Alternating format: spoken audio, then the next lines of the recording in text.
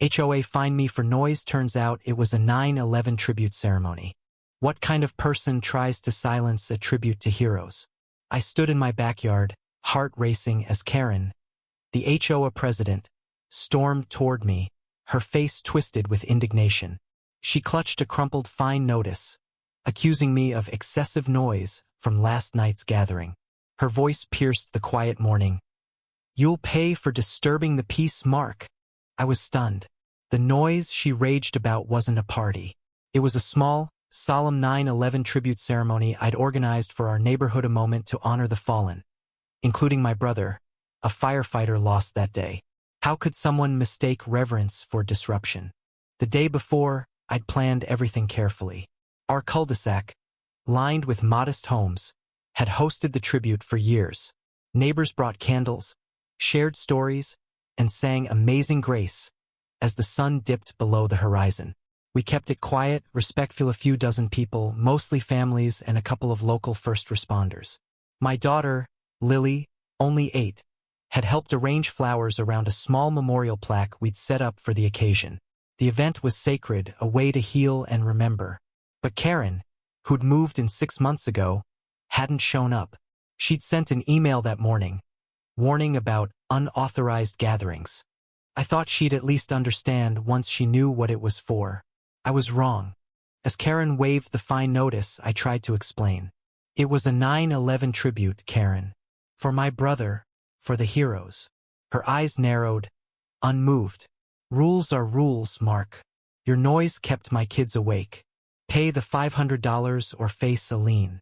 My neighbors, overhearing, started gathering. Mrs. Torres, whose husband was a retired cop, shook her head in disbelief. "Karen, you didn't even ask what it was about," she said. Karen snapped back. "I don't need to. I heard music.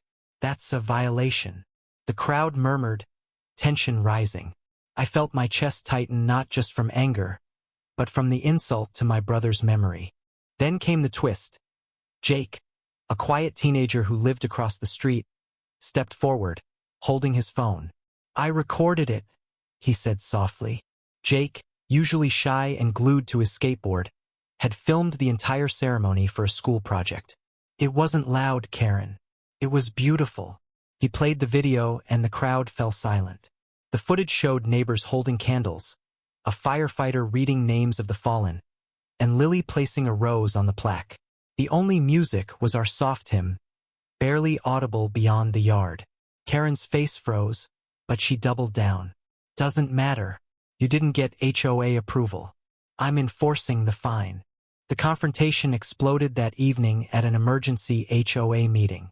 Word of Karen's fine had spread, and the community center was packed. Families, first responders, even the local news showed up after Jake's video went viral on social media. Karen stood at the podium, defiant, claiming she was protecting property values. But the room wasn't having it. Mr. Chan, a soft-spoken widower, stood up. "My wife was in Tower 2. That ceremony was for her, too. You call that noise?" His voice cracked, and the room erupted in support. Karen stammered, "I didn't know it was for 9/11. But Jake's video had already exposed her. Liesh'd walked by the ceremony, seen the banners, and ignored them. The tension peaked when Captain Ruiz, a firefighter who'd attended the tribute, took the stage. His presence commanded silence.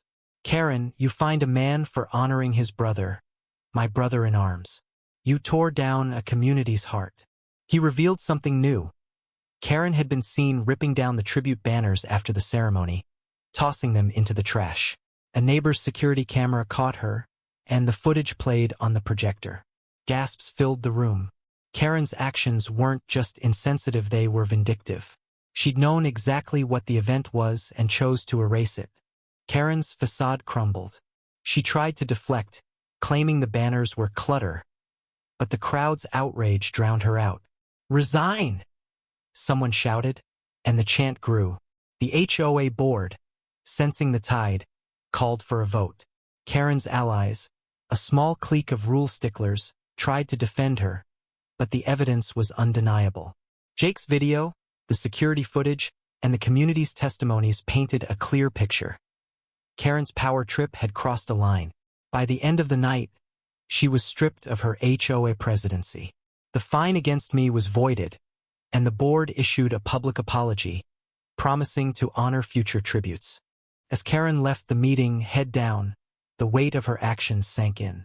She'd moved to our neighborhood seeking control, but her need to dominate had backfired. The community she tried to rule now saw her for what she was, a petty tyrant who desecrated something sacred. Days later, she put her house up for sale, unable to face the neighbors she'd alienated. The tribute's plaque, once defaced by her tantrum, was restored, and Lily added a new Flow-era bright marigold, symbolizing resilience. Standing by that plaque weeks later, I felt a quiet victory. The ceremony would continue, stronger than ever, and our community had found its voice. Karen's fall wasn't just about her, it was a reminder that no one can silence shared grief or shared strength. We turned her spite into a rallying cry for unity. What do you think? Can one person's ego ever justify tearing down a community's heart? Share your thoughts. Let's keep this conversation alive.